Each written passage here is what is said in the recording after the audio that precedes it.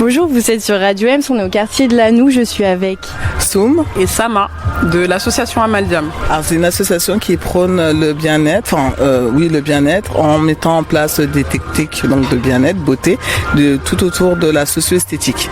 Socio-esthétique, donc c'est la mise en pratique en fait de techniques de esthétique, tout en prenant en compte le caractère émotionnel et psychologique de la personne. Donc on aide à booster l'estime de soi, à retrouver confiance en soi, surtout auprès d'un public en précarité financière, sociale, professionnelle aussi. Et voilà.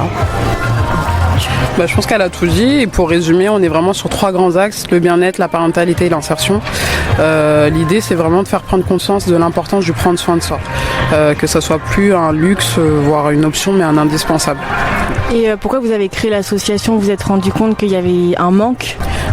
Ça a été créé à partir d'un besoin. Le besoin, parfois soi-même, de trouver un espace où on peut être libre, être soi-même, sans être jugé, pouvoir se libérer un peu de la pression du quotidien. Parce qu'on est nous-mêmes mamans du coup, et pouvoir se dire que voilà, créer pour tous un espace où on peut prendre soin de soi à des coûts en fait, à moindre coût finalement, parce que parfois ça peut être une barrière aussi, montrer que voilà, avec ce qu'on a à la cuisine et à la maison, on peut faire des choses, et en plus on peut faire ça avec les enfants finalement, recréer du lien, et puis voilà. Et donc ça fait combien de temps que vous existez?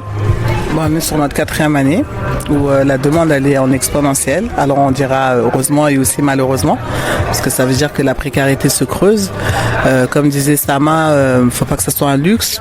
Donc du coup, qu'on enlève cette idée reçue-là de dire que prendre soin de soi, de se payer un massage ou un tour au spa, c'est réservé qu'à une élite. Pas du tout. C'est pour tout le monde, et c'est indispensable pour la vie, pour pouvoir affronter finalement toutes les batailles qu'on affronte au quotidien. C'est sûr que tout le monde a besoin de ça. Et donc aujourd'hui, quel est le but de votre stand ici à Lannou? Alors le but de notre stand, c'est déjà de se faire connaître, alors qu'on est déjà quand même, on commence à avoir un petit peu pignon sur rue, sans grande prétention. Et c'est surtout aujourd'hui par le biais d'un gommage pour les mains, d'un petit massage avec peut-être une couleur pour certaines, se dire que voilà, on s'est offert une petite parenthèse au pied de l'immeuble sans aller trop loin, où on a pu souffler, mettre les problèmes de côté et de se repartir avec des mains très jolies. Et donc tout se passe bien, les gens sont contents de venir vous voir, vous passez une bonne journée?